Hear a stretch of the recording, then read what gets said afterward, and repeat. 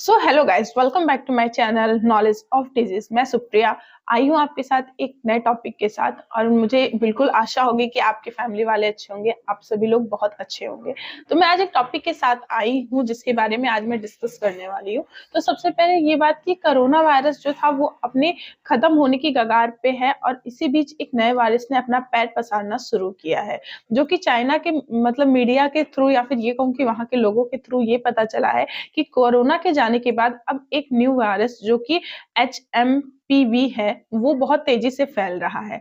ये बच्चों को बहुत ज्यादा तेजी से प्रभावित कर रहा है, बूढ़ों को प्रभावित कर रहा है। इससे लोग मर रहे हैं और बहुत ज्यादा इसकी चपेट में आ रहे हैं। HMPV का फुल फॉर्म होता है ह्यूमन मेटान्यूमो वायरस। इससे ये होता है कि ये कोविड की तरह ही बहुत सेम लक्षण इसमें नजर आते हैं, लेकिन ये कोविड से थोड़ा हटके है। इसके बारे में आगे आपसे चर्चा करूंगी। तो चलिए इस चीज को अच्छे से समझते हैं कि आखिर ये क्या चीज है। इस वायरस ने चाइना पे इतना असर दिखाया है कि चाइना में कई जगहों पे इमरजेंसी लगा दी गई है। लोग मास्क का यूज कर रहे हैं, लोग 2 मीटर के डिस्टेंस का यूज कर रहे हैं, लोग इससे बचने की कोशिश कर रहे हैं।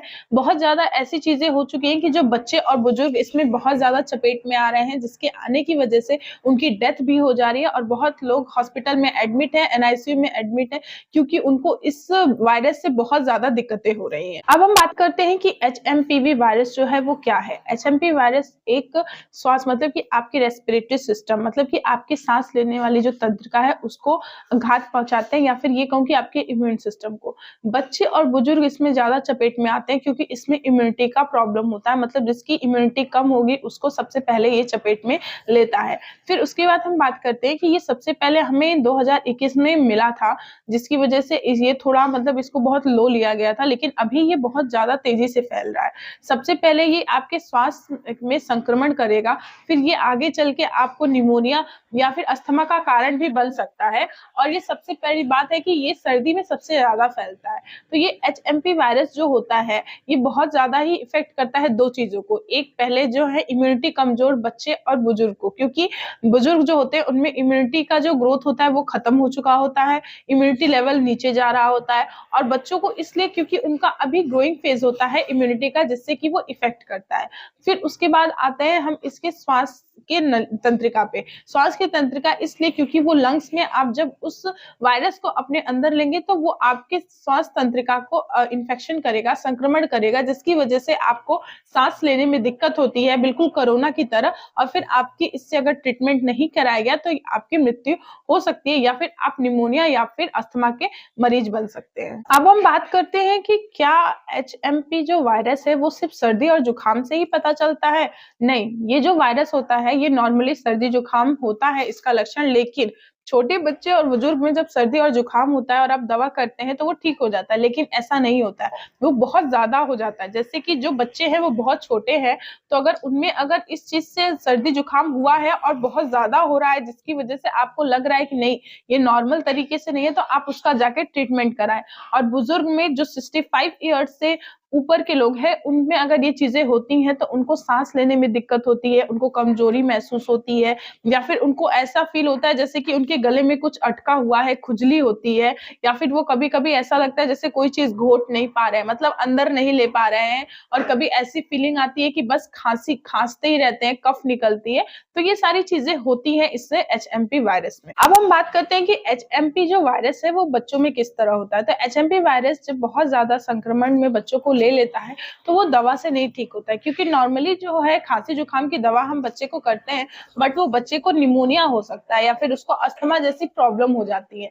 निमोनिया का मतलब है कि उस बच्चे को कभी भी कोई चीज सांस लेने में दिक्कत होती है, गले में खराश टाइप में रहती है, वो कोई चीज निगल नहीं सकता, दूध नहीं पी सकता, और उसको बार बार गले में दिक्कत होती है, जिसकी वजह से वो चिड़चिड़ा हो जाता है या फिर बहुत ज्यादा दिक्कतें उसको शुरू हो जाती हैं। तो मैं आपसे रिक्वेस्ट करती हूँ कि अगर आपके बच्चे को ऐसी कुछ दिक्कत है तो प्लीज आप डॉक्टर के पास जाके उसका चेकअप कराइए कि कहीं उसको HMP वायरस का लक्षण तो नहीं है। अब हम बात करते हैं कि HMPV वायरस का लक्षण क्या क्या होते हैं। तो इसमें खांसी आती है, बुखार होता है, आपका गला खराब रहता है, नाक जो है वो बहती है या फिर कहें रनिंग होती है, जिसकी वजह से नाक में भी बहुत ज्यादा दर्द रहता है, आपको घबराहट होती है, सांस लेने में दिक्कत होती है, और खरोच टाइप में भी होता है। तो ये सारे लक्षण होते हैं HMP वायरस के। अब हम बात करते हैं कि एचएमपी वायरस जो है उसके कारण क्या-क्या होते हैं। तो ये जो एक वायरस होता है, वो जब आपके श्वास के अंदर जाता है किसी के थ्रू, तो वो अपना जो होता है वो डबल करता है, ट्रिपल करता है, जिसकी वजह से वो एक एचएमपी का कारण बन जाता है, ठीक है? फिर इसके बाद ये आपको खसरा या फिर किसी और तरह की अन्य बीमारियों का ये कारण हो जाता है, जिसकी वजह से आपको एचएमपी वायरस हो जाता है। अब हम बात करते हैं कि एचएमपी वायरस कैसे फैलता है। तो ये खांसी से फैलता है, छींकने से फैलता है, किसी से हाथ मिलाने से या फिर गले मिलने से या फिर किसी को किस करने से या फिर उसकी रखी हुई चीजों को यूज करने से। मतलब अगर एक संक्रमण व्यक्ति के आप गले मिलते हैं या फिर उसे किस करते हैं या फिर आप उसको हाथ मिलाते हैं या उसकी रखी चीजों को यूज करते हैं जो कि इन्फेक्टेड है, तो ये आपको भी हो सकता है। तो इस तरह ये एचएमपी वायरस फैलता है। अब हम बात करते हैं कि एचएमपी वायरस की जटिलताएं क्या होती है। तो इसको होने की वजह से आपको निमोनिया हो सकता है, अस्थमा हो सकता है, आपको सांस लेने में दिक्कत हो सकती है, आपकी डेथ भी हो सकती है। तो ये सारी जटिलताएं होती है आपकी एचएमपी वायरस की।